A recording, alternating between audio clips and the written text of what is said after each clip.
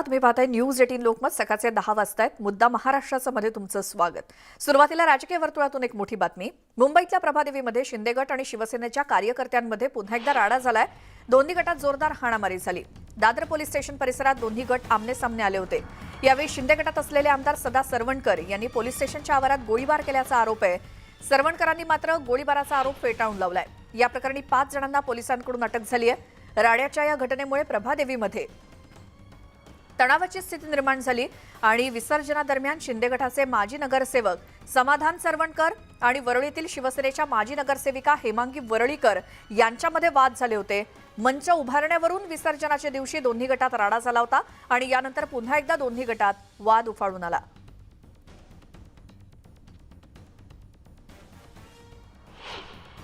काय रिॲक्शन ते काही छोटे मोठे वादावाद असतात. ते एका कुटुंबातली लोक आहेत. काय त्याच्यात त्याला काय काही कारवाई नाही. छोटी कुटुंबातली भांडणं असतात. ते कोणी काय वाटेल ते करतील. कोणी काय आमच्या नेत्यांबद्दल तर वाईट शब्द काढण्याचा प्रयत्न केला गेला, परंतु शिवसेनेच्या स्थानिक नगरसेवका ज्या कोळी समाजाच्या आहेत त्यांच्याबद्दल वाईट बोललं गेलं, त्यांच्या समाजाबद्दल वाईट बोललं गेलं. एवढं नाही तर जबाबदार असे इकडचे लोकप्रतिनिधी आमदार आहेत, त्यांनी इथे येऊन स्वतःकडे असलेल्या पिस्तुलाचा गैरवापर अगदी त्या स्पॉटवर केला. पोलीस स्टेशनमध्ये सुद्धा त्या पिस्तुलाचा गैरवापर करून आमच्या लोकांना धमकवण्याचा प्रयत्न केला, ज्याच्यामध्ये एक पोलीस अधिकारी सुद्धा जखमी होता वाचलेले आहेत. म्हणजे आज सत्तेचा माज किती आलेला आहे किंवा सत्तेमुळे किती उन्मत्त ही मंडळी झालेली आहेत, हे सगळं आज या ठिकाणी 2 दिवसात दिसतंय. आणि शिवसैनिक म्हणून या ठिकाणी किती आम्ही सहन करायचं. शिंदे गट आणि ठाकरे गटात दादर परिसरात एक मोठा वाद झाला. हा वाद शाब्दिक वादावरून हाणामारीमध्ये त्याचं रूपांतर झालं. याचबद्दल ज्यांनी फिर्याद नोंदवली आहे ते शाखा प्रमुख संतोष तेलवणे आपल्यासोबत आहेत. सर, काय सांगाल, काय झालं नेमकं, काय तुमची तक्रार होती? काय नाही, याचं मुख्य कारण म्हणजे तुम्ही परवा बघितलंच असाल, विसर्जन मिरवणूक आमची चाललेली प्रवीजा राजाची. तो एवढा जोरात जल्लोषात चाललेली की तो हिशोब नव्हता. दरवर्षी आमचा तिथे पंडाल असतो आणि उद्योग गटांचा तिथे पंडाल नसतो, पण काही मुद्दा म्हणून तिथे समोर लावला आणि विचित्र भाषेत बोलायला लागले. त्याच्यावरनं आम्ही तिथे गेलो आणि तो प्रकार जो घडला त्याचाच राग त्यांनी आज इथे काढला. काल तुम्हाला तुमच्यावर हल्ला करण्यासाठी काही लोक आले होते, तर तुम्हाला यात काय दुखापत झाली किंवा काय तुमचं नुकसान झालं? 50 जण आलेले, मी एकटा होतो. 50 जण आले, थोडीशी धक्काबुक्की केली, थोडंसं माझ्या पायाला पण लागलं आणि थोडंसं इथे ओठाला सुद्धा लागलं. 50 जण धक्काबुक्की, त्यात माझ्या 2 चेनी गेल्या. 2 चेन्स होत्या माझ्या गोल्डच्या, त्या गेल्यात. तुमच्यावर हा हल्ला करण्यामागे एक कारण सांगितलं जात आहे की तुम्ही एक सोशल मीडियावर पोस्ट लिहिली होती सार्वजनिक गणेशोत्सवाच्या मिरवणुकीत जो वाद झाला त्यावर. तर या पोस्टमध्ये नेमकं काय? आमची पोस्ट कधी येते आता तुम्ही बघितलं असाल, पुऱ्या मीडियाला माहिती असेल. जवळजवळ हे जोपर्यंत गुवाहाटीला सगळे होते त्याच्यानंतर जे त्यांचं त्या बोलणं झालं ओके खोके हे त्यांचं आम्ही सहन करत होतो. जवळजवळ महिना 1.5 महिना आम्ही सहन केला आणि मग आम्हाला सणच्या पलीकडे गेल्यामुळे आम्ही त्यांच्या विरोधात त्यांच्या ह्याच्यात टाकली.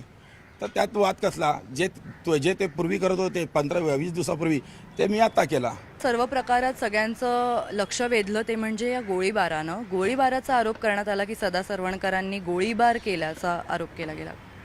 मला या प्रश्नाचा सगळे मीडियावाले मला तोच प्रश्न विचारतात आणि मला त्या गोष्टीवर त्या प्रश्नावर हसायला येते. अहो, गोळीबार कोणावर करतात? वाघावर करतात. या शेळ्यांवर किती गोळीबार करणार का? आणि ते पोलीस स्टेशनच्या आत बाहेर ही चुकीची समजूत पसरवत आहेत. त्यांना चुकीची समजूत पसरवून त्यांना काय फायदा आहे ते आपल्याला का माहिती नाही. उद्धव ठाकरे गटाचा असा आरोप आहे की तुम्ही जेव्हा तक्रार नोंदवायला गेलात तेव्हा दोन्ही गटाचे कार्यकर्ते तिथं होते, मात्र नोंदवली गेली तक्रार ती फक्त तुमची, त्यांची बाजू ऐकली गेली नाही. याबद्दल तुमचं काय म्हणणं? जेव्हा हा प्रकार झाला इथे हातापायी झाली तेव्हा पहिले पळत सुटले ते स्वतः गेले तिथे पोलीस स्टेशनला. नंतर आम्ही गेलो आणि आता जिथे एक माणूस आहे तिथे 50 जण मारले आहेत, तर पहिला पोलीस कोणाची कंप्लेंट घेणार? व्हिडिओ जर्नलिस्ट सचिन कुपडे सोबत रुचा कानोलकर, न्यूज 18 लोकमत, मुंबई. पुन्हा जाऊयात. आमच्या प्रतिनिधी रुचा कानोलकर आपल्यासोबत जोडल्या गेल्या आहेत. रुचा, आता या प्रकरणातले नेमके अपडेट्स काय आहेत? कोण कोणावरती कसे आरोप करतोय आणि तथ्य काय नेमक्या या राडा प्रकरणामध्ये?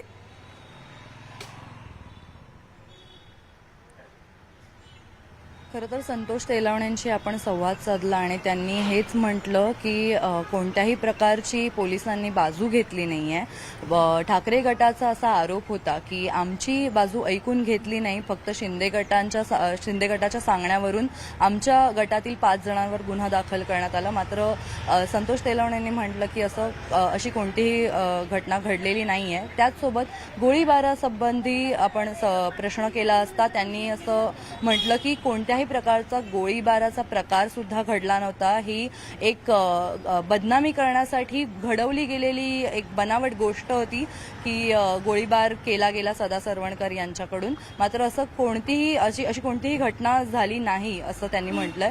सोबतच स्वतः ते शिवसैनिक आहेत, त्यामुळं त्यांनी हेच म्हटलं आहे की प्रभादेवी हा जो शिवसेनेचा बालेकिल्ला आहे, या बालेकिल्ल्यात हे दोन वेगवेगळे गट झालेले आहेत, शिंदे गट आणि ठाकरे गट.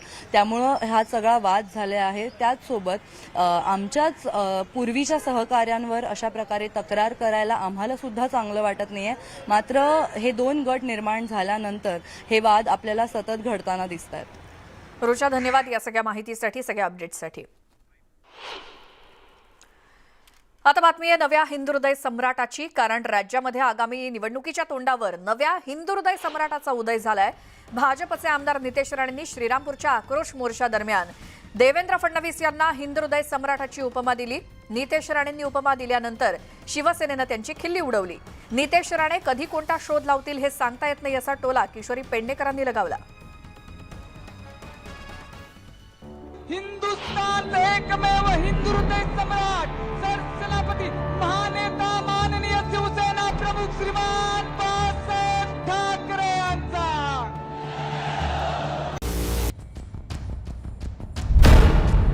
राज्यात नवीन हिंदुहृदय सम्राट. फडणवीस यांना हिंदुहृदय सम्राटची उपाधी. नितेश राणेंकडून हिंदुहृदय सम्राट उल्लेख. हिंदुहृदय सम्राट उपमुख्यमंत्री म्हणून आमचे देवेंद्र फडणवीस साहेब आहेत. बाळासाहेब ठाकरेंनंतर नवा हिंदुहृदय सम्राट. उपमुख्यमंत्री देवेंद्र फडणवीस यांच्या खांद्यावर आता नवी जबाबदारी पडली आहे. देवेंद्र फडणवीस यांचा नितेश राणेंनी हिंदुहृदय सम्राट असा उल्लेख केला. राज्यात आणि देशात शिवसेना प्रमुख बाळासाहेब ठाकरे हिंदुहृदय सम्राट म्हणून परिचित होते.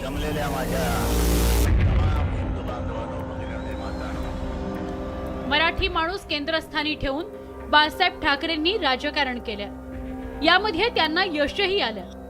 90च्या दशकात हिंदुत्वाचा अंगीकार करत शिवसेना प्रमुख बाळासाहेब ठाकरे हिंदुहृदय सम्राट झाले. पंतप्रधान नरेंद्र मोदी यांनाही त्यांच्या आक्रमक हिंदुत्वामुळे हिंदुहृदय सम्राट ही उपाधी देण्यात आली. तर राज ठाकरेंनी मनसे अध्यक्ष ते हिंदू जननायक असा प्रवास करताना अंगावर भगवी शाल घेतली. या 3 नेत्यांसोबत आता देवेंद्र फडणवीसही हिंदुहृदय सम्राट झाले. आज महाराष्ट्रामध्ये हिंदुत्ववादी सरकार आहे. महाराष्ट्राचे मुख्यमंत्री कडवट हिंदुत्ववादी एकनाथ शिंदे साहेब आहेत आणि हिंदुहृदय सम्राट उपमुख्यमंत्री म्हणून आमचे देवेंद्र फडणवीस साहेब आहेत. हे अधिकाऱ्यांनी लक्षात ठेवावं. म्हणून कुठलाही अधिकारी कोणीही कुठलाही आमच्या हिंदू मुलावर अगर वाकड्या नजरेने बघेल तर ते त्याचे डोळे जागेवर राहणार नाहीत. हा इशारा तुम्ही या निमित्ताने समजून ठेवा. श्रीरामपूरमध्ये लव जिहाद आणि आदिवासी तरुणाचं अपहरण झाल्याच्या निषेधार्थ जन आक्रोश मोर्चा काढण्यात आला. त्यावेळी नितेश राणेंनी आक्रमक हिंदुत्वाचा नारा दिला. तर दुसरीकडे शिवसेनेनं नितेश राणेंना अधिक महत्व न देता एक प्रकारे त्यांचा उपहास केला. भारतीय जनता पार्टीने काही हास्य कलाकार तयार केले. मग ते राणा असतील, राणे असतील, की ही काही मंडळी ही न्यूसेन्स आहे. म्हणजे उचलली जीप की लावली टाळ्याला. आणि कुठूनही उद्धवजी ठाकरे, आदित्यजी ठाकरे यांना एक पंचिंग बॅग आता ते झालेले आहेत. म्हणजे उठसूट यांच्याबद्दल बोलायचं आणि स्वतःचा हसं करून घ्यायचं, ही असली मंडळी आहे. राज्यात लवकरच पालिका निवडणुका होणार आहेत. त्या पाठोपाठ झेडपीच्या निवडणुका आहेत. तर 1.25 वर्षांनंतर लोकसभा निवडणुकीचे पडघम सुरू होतील. या पार्श्वभूमीवर नितेश राणेंनी नवे हिंदू हृदय सम्राट मैदानात उतरवले आहेत। आता त्यांना मतदार कसा प्रतिसाद देतात हे लवकरच स्पष्ट होईल। श्रीरामपूरहून हरीश दिमोटे आणि मुंबईहून प्रशांत बागसह ब्युरो रिपोर्ट, न्यूज 18 लोकमत।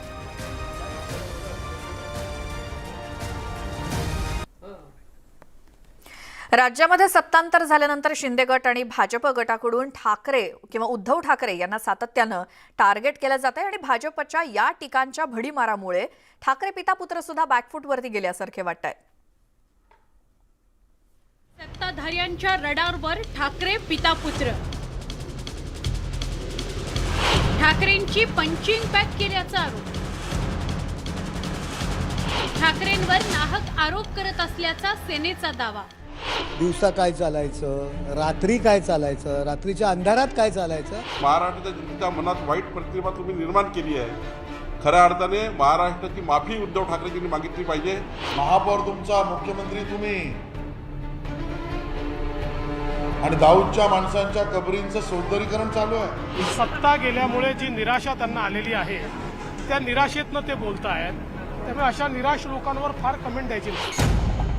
महाविकास आघाडीचं सरकार सत्तेतून पायउतार झाल्यापासून उद्धव ठाकरे आणि आदित्य ठाकरेंवर टीकेचा भडीमार सुरू आहे। सुरुवातीला शिंदे गटाकडून टीका केली जात नव्हती, पण आता शिंदे गटाचे नेतेही उद्धव ठाकरे आणि आदित्य ठाकरेंवर टीकेची संधी सोडत नाही। ठाकरे पिता पुत्रांची सत्ताधाऱ्यांनी पंचिंग बॅग केल्याचं शिवसेनेचे नेते आता सांगू लागले। काही मंडळी ही न्यूसेन्स आहे, म्हणजे उचलली जीप की लावली टाळ्याला, आणि कुठूनही उद्धवजी ठाकरे, आदित्यजी ठाकरे यांना एक पंचिंग बॅग आता ते झालेले आहेत। म्हणजे उठसूट यांच्याबद्दल बोलायचं आणि स्वतःचा हसं करून घ्यायचं, ही असली मंडळी आहे। आणि ह्यांचे बोलवते धनी कोण आहेत हे देखील आता लोकांना समजलं। उद्धव ठाकरे आणि आदित्य ठाकरे सत्ताधाऱ्यांच्या टीकेच्या मार्याला आपापल्या परीनं उत्तर देण्याचा प्रयत्न करतायत, पण त्यांचा हा प्रयत्न तोकडा पडताना दिसतोय। पडझडीतून पक्ष वाचवण्याची पिता पुत्रांची धडपड सुरू असताना त्यांना शाब्दिक हल्ला करून ठाकरेंना घायाळ करण्याचा हा माइंड गेम यशस्वी होणार का? ठाकरे सत्ताधाऱ्यांच्या टीकेला जशास तसं उत्तर देणार का हे पाहावं लागणार आहे। प्रशांत बागसह bureau report, news 18 Lokmat, Mumbai.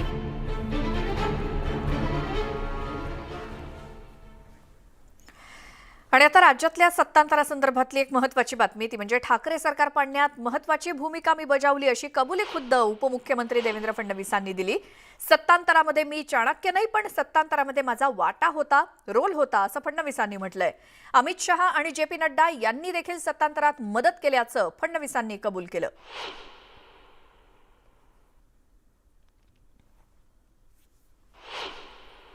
अच्छा, ये कई लोग ये भी कहते हैं कि ये जो पलट हुआ है उसके भी चाणक्य आप ही हैं। देखिए, मैं चाणक्य वगैरह तो नहीं हूँ, लेकिन मैं ऐसा मानता हूँ कि निश्चित ही ये जो सारा हुआ है इसमें एक मेरा अपना रोल रहा है और हमारे सेंट्रल के नेताओं का उसमें बहुत साथ मुझे मिला। विशेष रूप से हमारे जो गृह मंत्री है अमित भाई शाह, वो बहुत ताकत के साथ हमारे साथ इस सारे ट्रांजिशन में हमारे पीछे खड़े थे। और मोदी जी का आशीर्वाद तो हमको था ही, लेकिन मोदी जी नॉर्मली इस प्रकार की गतिविधियों में सहभागी नहीं होते हैं। उनका आशीर्वाद हमको पूरे तरीके से था और मैं ऐसा मानता हूँ कि उसी के कारण देखिए ये जो सारे लोग हमारे साथ आए ना, इनका ये फेथ है कि मोदी जी के नेतृत्व में ही देश आगे जा सकता है। देखिए, चाणक्य वगैरह तो छोड़ दीजिए, पर कौन एक व्यक्ति जिम्मेदार है इस परिवर्तन के लिए, ऐसा आप मुझे पूछेंगे तो मैं कहूंगा उद्धव ठाकरे। अच्छा, हाँ, तो क्रेडिट उनको ही उनको ही क्रेडिट है, क्योंकि न वो हमसे इस प्रकार से गठबंधन तोड़ते, न वो इस प्रकार की कमजोर सरकार चलाते, न उनकी पार्टी में वो अनपॉपुलर होते, न उनकी पार्टी के MLAs उनके साथ गठबंधन तोड़ते। ये कुछ नहीं होता अगर वो हमारे से नहीं जाते। तो इसके लिए असली जिम्मेदार तो उद्धव ठाकरे जी है।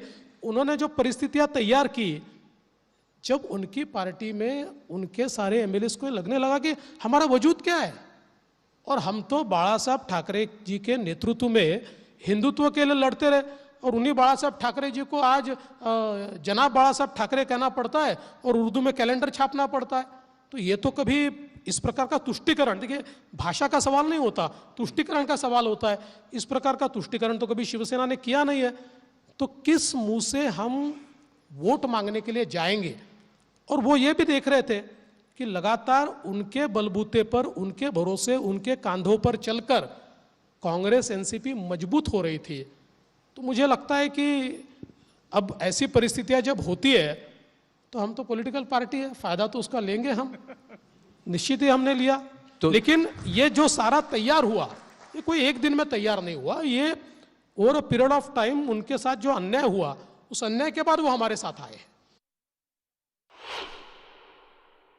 पहली बात तो ये है कि एकनाथ जी मुख्यमंत्री बनेंगे, ये बात तो मुझे पहले से पता थी, ये तय थी, क्योंकि इसको तय करने वाले जो लोग थे उसमें से एक मैं था। ये प्रपोजल ही ओरिजिनली मेरा था और पार्टी से मैंने बातचीत की थी और पार्टी ने उसको मान्यता दी थी।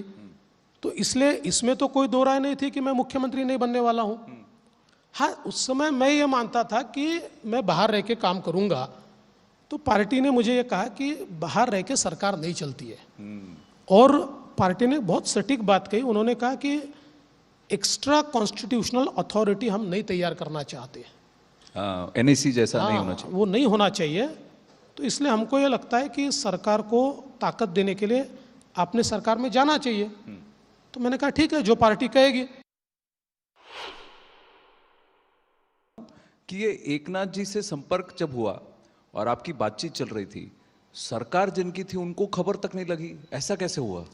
ऐसा ही होता है भाई साहब। इसलिए तो जब मुझे कई बार अपने भाषणों में माननीय उद्धव जी कहते थे मेरी सरकार गिरा के दिखाओ, मेरी सरकार गिरा के दिखाओ, तो एक दिन मैंने कह दिया भाई साहब जिस दिन सरकार गिरेगी आपको पता ही नहीं चलेगा।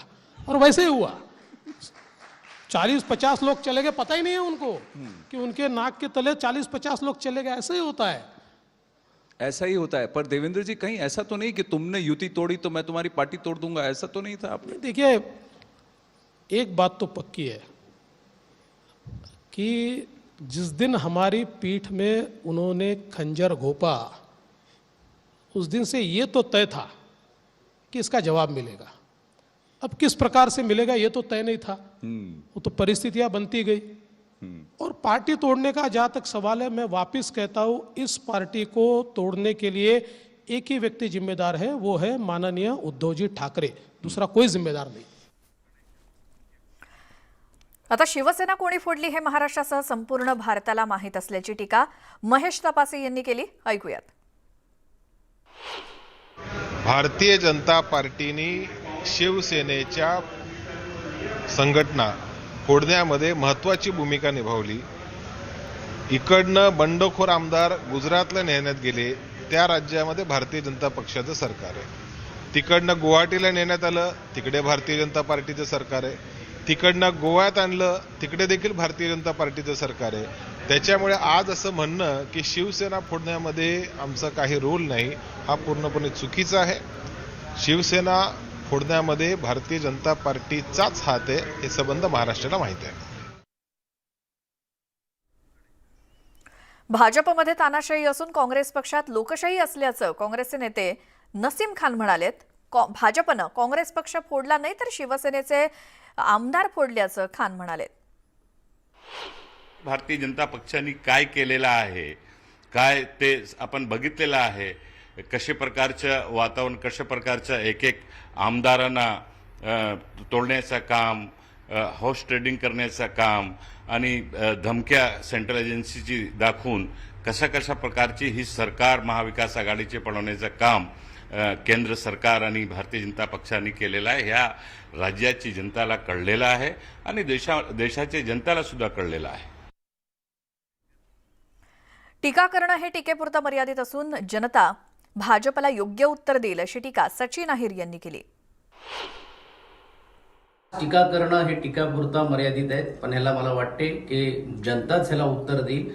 आदरणीय पक्षप्रमुखांच्या बद्दल जे लोकांचं प्रेम आहे, जे लोकांना वाटते की हे कुटुंब प्रमुख या नात्याने राज्याचा गाडा चांगल्या रीतीने पुढे नेत होते ते थांबवण्याचं काम केलेलं आहे. आणि आज हे स्पष्ट झालेलं आहे. आम्हाला तर याच्यात काहीच नवीन नाही. जे आम्ही वारंवार सांगत होतो तेच राज्याचे उपमुख्यमंत्र्यांनी गौरवस्फोट नाही पण मनातली जी वेदना किंवा मनातली जी गोष्ट आहे ती सांगण्याचं काम केलेलं आहे. काँग्रेससोबत आघाडी करताना कुठलीही तडजोड केली नसल्याचं स्पष्ट करत किंवा तशी भूमिका घेत आदित्य ठाकरेंनी थेट भाष्य केलं. CNN न्यूज 18च्या टाउन हॉल कार्यक्रमात ते बोलत होते. आम्ही कुठल्याच विचारधारेशी तडजोड केली नसल्याचं त्यांनी सांगितलं. दरम्यान कुणी शिवसेना मोडण्याचा प्रयत्न केला त्याला तोंड कसं द्यायचं हे आम्ही बाळासाहेबांकडून शिकलोय असं आदित्य ठाकरे म्हणाले. तर महाविकास आघाडी सरकारच्या काळात आम्ही राज्याच्या विकासासाठी महत्त्वाचं कार्य केल्याचा पुनरुच्चार आदित्य ठाकरेंनी केला.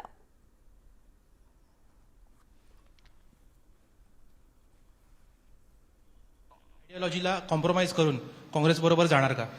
एकतर तुम्ही कसं ठरवलं की आम्ही आयडियोलॉजी कॉम्प्रोमाइज केली आहे?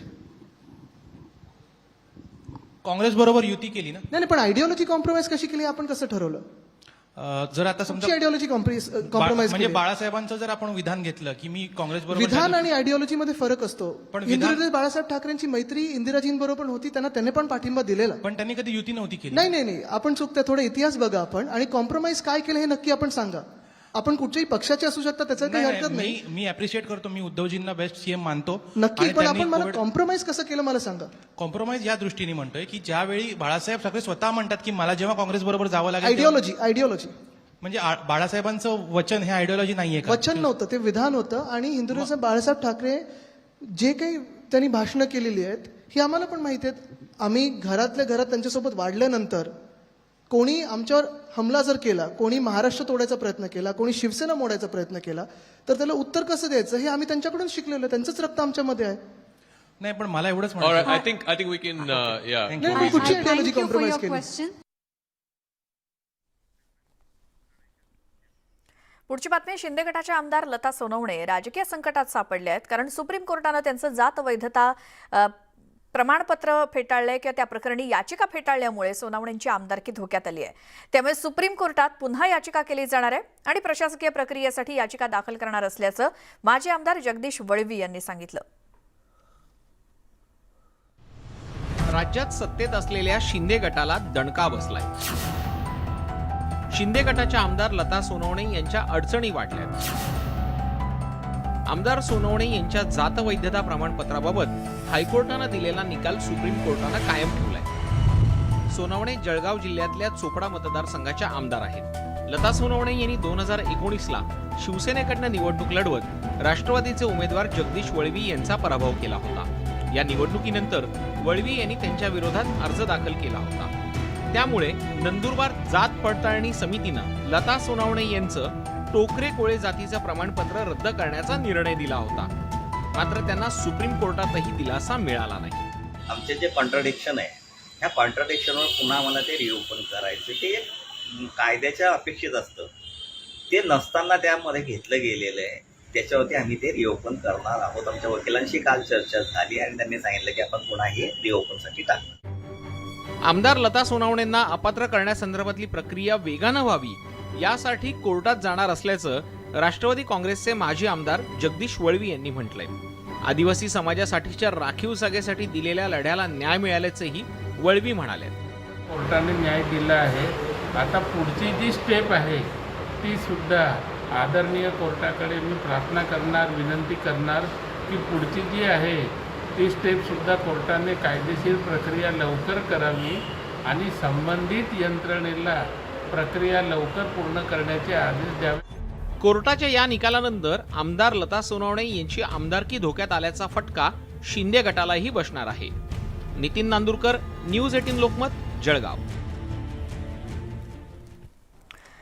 रेल्वे स्थानकामधून लहान मुलांची चोरी करून त्यांच्याकडून भीक मागायला लावणाऱ्या टोळीला पोलिसांनी बेड्या ठोकल्यात आणि या प्रकरणी मुंबईच्या बोरिवली GRP पोलिसांनी एका महिलेला अटक केली असून तिचा अल्पवयीन मुलगा आणि मुलीला ताब्यात घेण्यात आलंय. 8 सप्टेंबरला एका महिलेनं बोरिवलीतून तिचं 3 वर्षांचं मूल स्टेशनमधून बेपत्ता झाल्याची तक्रार दाखल केली होती. पोलिसांनी गुन्हा दाखल करून पुढील तपास सुरू केला. अनेक CCTV फुटेज तपासल्यानंतर दादर स्थानकावरती लावलेल्या CCTVमध्ये आरोपी महिला या हरवलेल्या मुलासोबत दिसली आणि त्यानंतर पोलिसांनी कारवाई करत आरोपी महिलेला हरवलेल्या मुलासह दादर स्थानकामधून ताब्यात घेतलं. सीसीटीव्हीत बोरिवली रेल्वे स्टेशनच्या पुलावरती अल्पवयीन मुलगी या मुलाला घेऊन पळून जाताना दिसतेय. आरोपी महिला ही दिल्लीची रहिवासी असून तिला 2 मुलं सुद्धा आहेत आणि दोन्ही मुलांसह ही महिला 3 दिवसांपूर्वी मुंबईमध्ये आली. आरोपी महिलेला या प्रकरणी न्यायालयीन कोठडी सुनावण्यात आली आहे.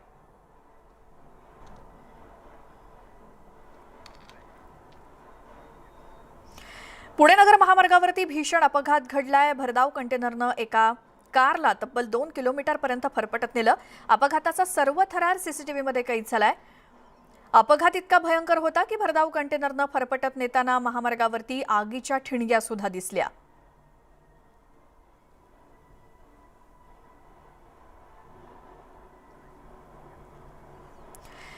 नंदुरबारमध्ये नवापूरच्या चरणमाळ घाटामध्ये खासगी बस दरीमध्ये कोसळून भीषण अपघात झाला आणि यामध्ये दोघांचा मृत्यू झाला असून 40 प्रवासी जखमी झालेत.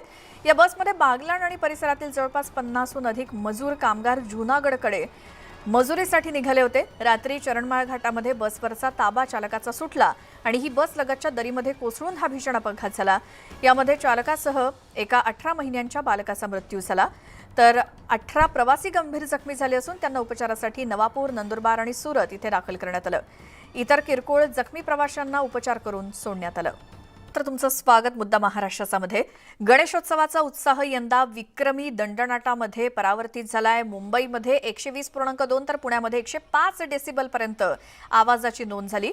ठाण्यात सुद्धा आवाजाची पातळी ओलांडली गेली आहे. कोरोना काळात आवाज कमी होता. यंदा निर्बंध शिथिल झाल्यानं ढोल ताशे आणि डीजेच्या आवाजात मिरवणुका पार पडल्या. मुंबईत ठिकठिकाणाहून निघालेल्या विसर्जन मिरवणुकांची शनिवारी 21 तासानंतर सांगता झाली तर पुण्याची मिरवणूक तब्बल 29 तास चालली. ढोल ताशे, नाशिक बाजा, बेंजोच्या तालावर थिरकत भक्तांनी गणरायाचा निरोप घेतला.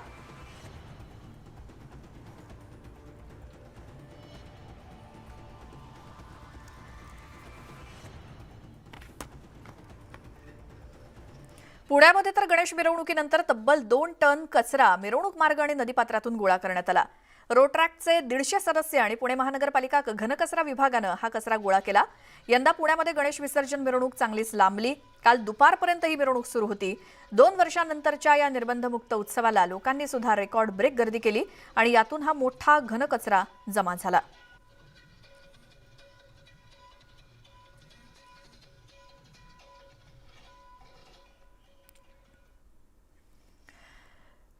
दोन वर्षांच्या खंडानंतर राज्यामध्ये मोठ्या उत्साहात गणेशोत्सव साजरा झाला. मात्र यंदा पुण्यातील विसर्जन मिरवणूक तब्बल 29 तास चालली आणि पोलीस आणि प्रशासनाच्या ढिसाळ नियोजनामुळेच ही मिरवणूक रेंगाळल्याचं बोललं जातंय.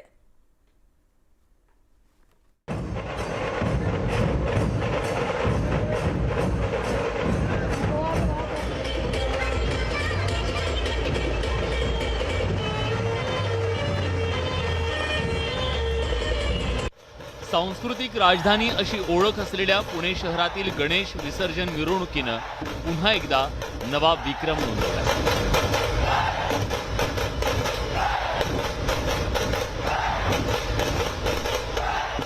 ही मिरवणूक तब्बल 29 तासांनी संपली.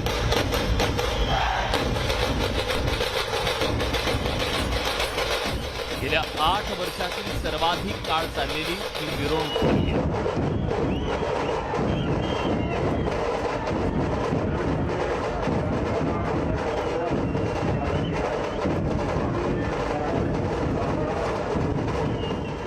शुक्रवारी 12:46 मिरवणुकीला सुरुवात झाली.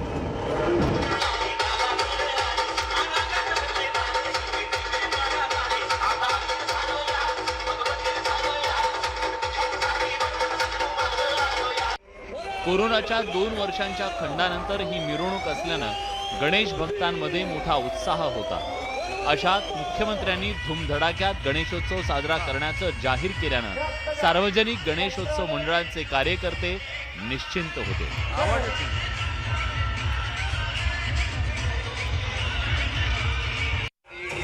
पुण्यातली विसर्जन मिरवणूक का लांबली त्याची काही कारण आहे.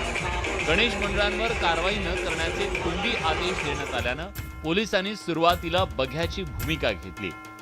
यंदा मिरवणुकीतल्या पथक संख्यांवर सुद्धा कुठलीच बंधनं नव्हती. त्यामुळे मानाच्या आणि प्रसिद्ध गणेशोत्सव मंडळांच्या विसर्जन मिरवणुकीसमोर 2 ऐवजी 4-5 पथकांचा ताफा पाहायला मिळाला. मानाच्या पहिल्या आणि दुसऱ्या मंडळात तब्बल तासाभराचं अंतर पडलं होतं, त्यामुळे विसर्जन मिरवणूक रखडत गेली. मानाच्या पहिल्या 5 मंडळांची मिरवणूक तब्बल 9 तास चालली. मिरवणुकीच्या दरम्यान प्रशासन आणि सार्वजनिक गणेशोत्सव मंडळात समन्वयाचा अभाव दिसला. या सगळ्या कारणांमुळे गणेश विसर्जन मिरवणूक शनिवारी दुपारी 4:25 संपली. गेल्या 8 वर्षातील गणेश विसर्जन मिरवणुकीवर नजर टाकल्यास आपल्या लक्षात येईल 2014 मध्ये 29 तास 12 मिनिटं ही मिरवणूक चालली, 2015 मध्ये 28 तास 38 मिनिटं, 2016 मध्ये 28 तास 30 मिनिटं, 2017 मध्ये 28 तास 5 मिनिटं, 2018 मध्ये 26 तास 36 मिनिटं, 2019 मध्ये 24 तास ही मिरवणूक चालली होती. 2020 आणि 21 मध्ये कोरोनामुळे गणेशोत्सव होऊ शकला नव्हता. यंदा मात्र तब्बल 30 तास ही मिरवणूक चालली. जे टायमिंग आपण 29 तास जे जुने आपण म्हणतो त्या टायमिंगच्या हिशोबाने 12:46 सुरू झाली आणि 4:45 संपली. आतापर्यंत कोणतीही अनुचित घटना किंवा NC किंवा कोणत्याही प्रकारची घटना घडलेली नाही. ट्रॅफिक किंवा मोबाईल चोर आपण बरेच काही पकडलेले आहेत. पुण्यातील विसर्जन मिरवणूक ही सर्वसाधारणपणे दुसऱ्या दिवशी दुपारपर्यंत संपते असा अनुभव आहे, पण यंदा प्रशासनाच्या ढिसाळ नियोजनामुळे ही मिरवणूक लांबल्याचं पाहायला मिळालं. की मानाची मंडळ नेहमीप्रमाणे जास्त टाइम घेतात, यावेळी त्यांनी तोच टाइम घेतला आणि त्यावरनं पुन्हा टीका टिप्पणी झाली. त्यामुळे पुढच्या वर्षी तरी मानाची मंडळ आणि पोलीस प्रशासन या संदर्भात काही खबरदारी घेणार का हेच पाहायचंय. व्हिडिओ जर्नलिस्ट सचिन हंचाटेसह चंद्रकांत फुंदे, न्यूज 18 लोकमत, पुणे. पुढची बातमी आहे. राष्ट्रीय हरित लवादानं महाराष्ट्र सरकारला 12,000 कोटींचा दंड ठोठावलाय. घन आणि द्रवरूप कचऱ्याचं व्यवस्थापन योग्य प्रकारे न केल्यामुळे पर्यावरणाची हानी झाल्यामुळेच हा दंड ठोठावला असल्याची माहिती मिळाली आहे. येत्या 2 महिन्याच्या आत हा दंड भरण्याचे राज्य सरकारला आदेश देण्यात आलेत. महाराष्ट्र सरकारनं गेल्या 8 वर्षांपासून घनकचरा व्यवस्थापनासाठी आणि द्रवरूपातील कचरा व्यवस्थापनासाठी आवश्यक त्या प्रमाणात काम केलेलं नाही आणि याच क्षेत्रात पर्यावरणासंबंधी आवश्यक ते काम दिसून आलं नाही. यासंबंधी देण्यात आलेली वेळेची मर्यादा देखील संपून गेल्याचं हरित लवादानं म्हटलंय. सातत्यानं होणाऱ्या पर्यावरणाची हानी भविष्य काळात थांबवता आली पाहिजे, तर यापूर्वी झालेली पर्यावरणाची हानी भरून काढता आली पाहिजे असं हरित लवादानं म्हटलंय.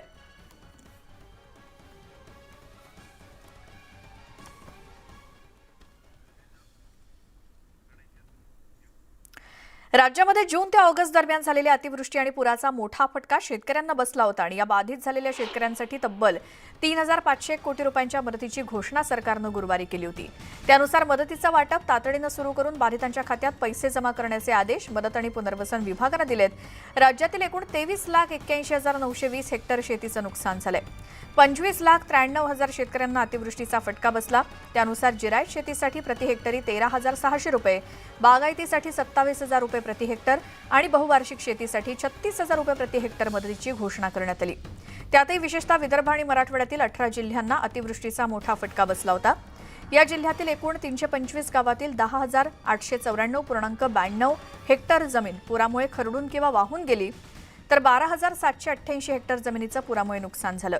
नैसर्गिक आपत्तीमध्ये बाधितांच्या मदतीत वाढ करण्याचा निर्णय सरकारनं काही दिवसांपूर्वी घेतला होता.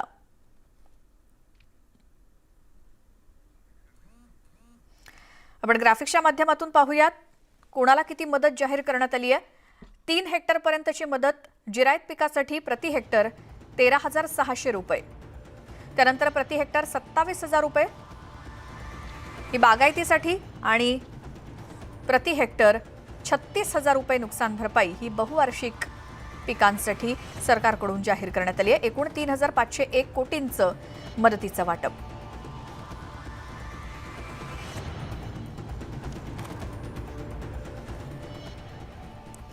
वर्धा जिल्ह्याला मुसळधार पावसानं झोडपलंय. धरण क्षेत्रामध्ये पाऊस पडत असल्यामुळे लोअर वर्धा धरणाचे 13 दरवाजे उघडण्यात आलेत.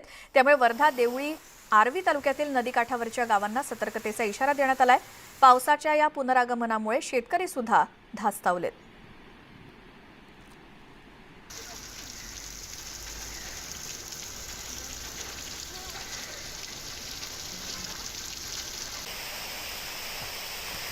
सिंधुदुर्ग जिल्ह्यात सुद्धा मुसळधार पाऊस पडतोय. कुडाळ तालुक्यामधील माणगाव खोऱ्याला मुसळधार पावसानं झोडपलंय. मोरे इथल्या स्वप्ननगरी अपंग आश्रम शाळेजवळील पुलावरती पाणी आलंय आणि पूल पाण्याखाली गेल्यामुळे निळेली आणि मोरे गावाकडे जाणारी वाहतूक ठप्प झाली आहे. आंबेरे पूल पाण्याखाली गेल्यामुळे माणगाव खोऱ्यातील 26 गावांचा संपर्क तुटलाय आणि या पावसानं भात शेतीचं मोठं नुकसान झालंय.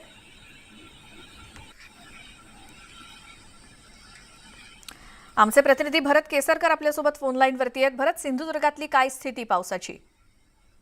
सिंधुदुर्ग जिल्ह्याला आज पहाटेपासून मुसळधार पावसाने जोरदार लागलेला आहे. विशेषतः माणगाव खोऱ्यातील आंबेरी नदी आहे. या आंबेरी नदीवर पुलावर पूर आल्याने 26 गावांचा जो आहे माणगाव खोऱ्याशी संपर्क तुटलेला आहे. जनजीवन आहे हे जनजीवन विस्कळीत झालेलं पाहायला मिळते. बांद्यात मुसळधार पाऊस पडतोय. बांद्यामध्ये पण तरीकोल नदीने धोक्याची पातळी ओलांडलेली आहे. यानंतर कुडाळमध्ये पण मोठ्या प्रमाणात भंगसाळ नदीला पूर आलेला आहे. त्यामुळे भंगसाळ नदी परिसरातला जो परिसर आहे तो पाण्याने त्याला वेढा दिल्यामुळे नागरिकांची मोठं जे आहे हाल पाहायला मिळत आहे. माणगाव खोऱ्यातील अजून एक मोठे स्वप्ननगरीला जोडणारा जे पूल आहे, जे पूल आपण बघतोय हे पाण्याखाली गेल्यामुळे निळेली असेल आणि मोरे गाव असेल या दोन गावांचा संपर्क तुटलेला आहे. या भागाला विशेषतः सिंधुदुर्ग जिल्ह्यातील 8ही तालुक्यामध्ये मुसळधार पाऊस होतोय आणि सिंधुदुर्ग जिल्ह्याला पावसाने अक्षरशः झोडपून काढलेला आहे. भात शेतीचं मोठं नुकसान झालेलं पाहायला मिळतंय. एकंदरीत पावसाने आहार सिंधुदुर्ग जिल्ह्यात माजलेला पाहायला मिळतोय. बरं, धन्यवाद या सगळ्या माहितीसाठी. अनेक भागांना मुसळधार पावसानं सिंधुदुर्गात देखील झोडपलंय. भात शेतीचं नुकसान होतच आहे, त्याचसोबत काही पूल सुद्धा पाण्याखाली गेलेत काही गावांचा, त्यामुळे संपर्क तुटतोय आणि ही स्थिती सध्या सिंधुदुर्ग जिल्ह्यातली मुसळधार पावसामुळे.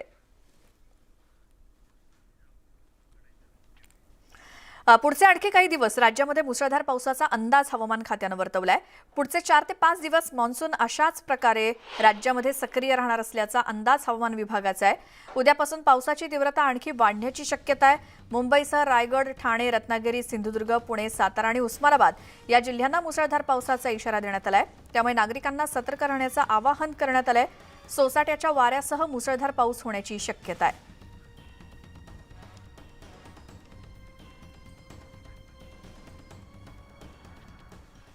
आज मध्य रेल्वेच्या माटुंगा ते मुलुंड आणि हार्बरच्या पनवेल ते वाशी मार्गावरती मेगा ब्लॉक असणार आहे. ब्लॉक कालावधीमध्ये काही लोकल फेऱ्या रद्द राहणार असून काही लोकल फेऱ्या विलंबानं धावत आहेत. मध्य रेल्वेवरती ब्लॉक कालावधीत धीम्या मार्गावरील लोकल फेऱ्या जलद मार्गावरती वळवण्यात येणार आहेत. तर सायन, कुर्ला, घाटकोपर, विक्रोळी, भांडूप आणि मुलुंड या स्थानकांवरती ट्रेन थांबणार असून लोकल फेऱ्या 20 मिनिटं विलंबानं धावतील. हार्बर रेल्वे मार्गावर असलेल्या ब्लॉकमुळे पनवेल ते छत्रपती शिवाजी महाराज टर्मिनस मुंबईकडे जाणाऱ्या अप हार्बर मार्गावरील लोकल फेऱ्या रद्द करण्यात आल्या आहेत. तर पश्चिम रेल्वेवर मात्र आज ब्लॉक असणार नाही.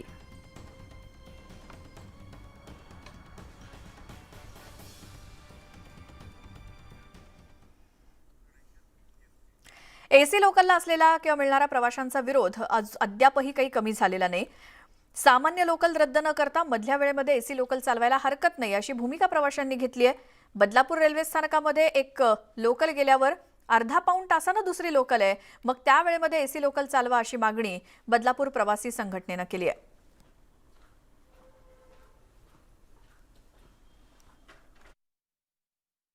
तर एसी लोकलचं भाडं कमी झालं तर सर्वसामान्य माणसाला त्याचा खरंच फायदा होईल.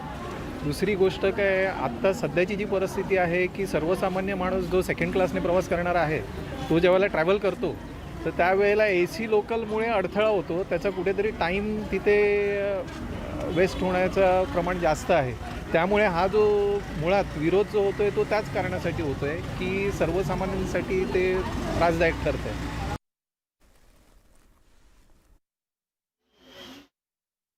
एक लोकल गेल्यानंतर मधल्या लोकलमध्ये कमीत कमी 40 ते 45 मिनिटाचा गॅप आहे. तो गॅपमध्ये तुम्ही एसी लोकल चालवा ना, आम्हाला काही हरकत नाही आहे. आणि इतरही लोकल वाढवा. आज बदलापूरची लोकसंख्या भयंकर वाढते आहे. नगरपालिकेकडून जो आम्हाला अहवाल प्राप्त झाला होता त्या अहवालामध्ये 80% ते 90% हा लोकसंख्या वाढीचा प्रमाण आहे. त्या वाढीच्या प्रमाणानुसार आपल्याला सुविधा अजून रेल्वेकडून मिळत नाही आहेत आणि त्या मिळाल्या पाहिजेत. ब्रेकनंतर तुमचं स्वागत. मुद्दा महाराष्ट्राचा मध्ये आणि यावेळेला एक मोठी बातमी समोर येते ती म्हणजे 12 सप्टेंबरला मुख्यमंत्री एकनाथ शिंदे यांची पैठण या ठिकाणी सभा होणार आहे आणि या सभेच्या अनुषंगानं 42 गावच्या अंगणवाडी सेविकांना येण्याचे शासकीय आदेश देण्यात आलेले आहेत। हा मतदारसंघ मंत्री संदीपान भुमरे यांचा आहे। गेल्या वेळी संदीपान भुमरे यांच्या सभेला गर्दी झालेली नव्हती, तशीच अवस्था मुख्यमंत्र्यांच्या सभेची होऊ नये म्हणून आधीपासूनच काळजी घेतली जाते असा टोला विधान परिषदेचे विरोधी पक्षनेते अंबादास दानवे यांनी लगावलाय। एक ट्विट करत त्यांनी या पत्रकाबाबत टीका केली आहे।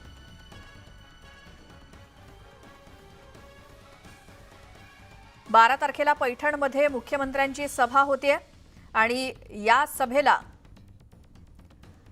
येणाऱ्यांसाठी एक विशेष रोख पॅकेज ठेवण्यात आलेलं आहे, तसं ट्विट अंबादास दानवे यांनी केलंय। 12 सप्टेंबरला पैठणमध्ये मुख्यमंत्र्यांची सभा होते आणि त्यासाठी 42 गावातल्या अंगणवाडी सेविकांना येण्याचे आदेश शासनानं दिलेत। कारण हा मतदारसंघ मंत्री संदीपान भुमरे यांचा आहे। गेल्या वेळी त्यांच्या सभेला गर्दी झालेली नव्हती, तशीच अवस्था मुख्यमंत्र्यांच्या सभेची होऊ नये म्हणून ही सगळी काळजी। आमचे प्रतिनिधी सिद्धार्थ गोदाम आपल्या सोबत आहेत। सिद्धार्थ, या सभेबद्दल काय सविस्तर माहिती? बघा, हे पत्र आपण जर बारकाईने बघितलं तर या पत्रावर कुठलाही जावक क्रमांक नाहीये आणि दुसरी महत्वाची गोष्ट म्हणजे की या पत्रावर जी दिनांक टाकलेली आहे ती चुकीची आहे। ती 12 फेब्रुवारी 2022 ची आहे आणि सभा आणि मुख्यमंत्र्यांचा दौरा जो आहे उद्याच्या 12 तारखेचा आहे, त्यामुळे त्या पत्राबद्दल कन्फ्युजन निर्माण झालेलं आहे। आणि याविषयी जिल्हा परिषदेच्या अधिकाऱ्यांशी बोलला असता त्यांनी स्पष्ट सांगितलेलं आहे की हे पत्र अधिकृतपणे आमच्या कार्यालयातून काढलं गेलेलं नाहीये, कारण यावर अधिकृत जावक क्रमांक नाही किंवा तारीख सुद्धा चुकीची आहे। त्यामुळं हे जे आहे सगळं जे आहे कुणीतरी ठरवून घडून आणल्याचं जिल्हा परिषदेचं म्हणणं आहे आणि संदीपान भुमरे यांनी सुद्धा त्यावर फोनवर प्रतिक्रिया अशी दिलेली आहे की हे पत्र काढण्याचा काही प्रश्नच येत नाही। असं पत्र कुणीच काढू शकत नाही, कारण ती राजकीय सभा आहे आणि जर मुख्यमंत्र्यांच्या दौऱ्यामध्ये त्यांची बैठक असेल किंवा त्या बैठकीचे आयोजन बाल विकास कार्यालयाने केलं असेल आणि त्याबद्दलचं पत्र जरी काढलं असतं तर त्यावर जावक क्रमांक असतो। त्या ठिकाणी बैठक नाही, त्या ठिकाणी कसल्याही पद्धतीचे मुख्यमंत्र्यांचं त्यांना भेटण्याचं नियोजन नाही, त्यामुळे हे पत्र काढण्याचा प्रश्न येत नाही। आता हे पत्र निघालं कसं बाहेर याबद्दलची चौकशी सुद्धा करण्याची त्यांनी आदेश दिल्याचं त्यांनी सांगितलेलं आहे। दुसरा प्रश्न असा आहे की मागच्या वेळेस जी सभा झाली होती ती राजकीय सभा नव्हती। त्यांनी स्पष्टीकरण भुमरेंनी असं दिलं की ते आरोग्य शिबिर होतं आणि त्या आरोग्य शिबिराला मी पाहुणा म्हणून गेलो होतो, त्यामुळे मग आरोग्य शिबिराला किती लोक असतात, मीडियाने मुद्दामून ही बातमी केल्याचा सुद्धा आरोप त्यांनी हे केलेला आहे। एकंदरीतच काय तर या प्रश्नाबद्दल संभ्रम निर्माण झालेला आहे। आता जिल्हा परिषद सुद्धा म्हणते की ते पत्र आम्ही काढलेलं नाहीये आणि इतर ज्या ठिकाणी मात्र हे पत्र पूर्णपणे व्हायरल झाल्यामुळे एक चर्चा सुरू झालेली आहे। एकंदरीतच आता त्या पत्राला कशा पद्धतीनं राजकारण केलं जातं हे पाहणं गरजेचं, कारण अंबादास दानवे मुंबईमध्ये याबद्दल पत्रकार परिषद थोड्या वेळात शिवालय इथे घेणार आहेत आणि त्या पत्राचा जाब संदीपान भुमरे यांना विचारतील। आता नेमकं याचं राजकारण कसं होईल सांगताय, मात्र जिल्हा परिषद आणि संदीपान भुमरे यांनी स्पष्टपणे हात वर केलेले की या पत्राचा आणि या राजकीय सभेचा संबंध। धन्यवाद या सगळ्या माहितीसाठी।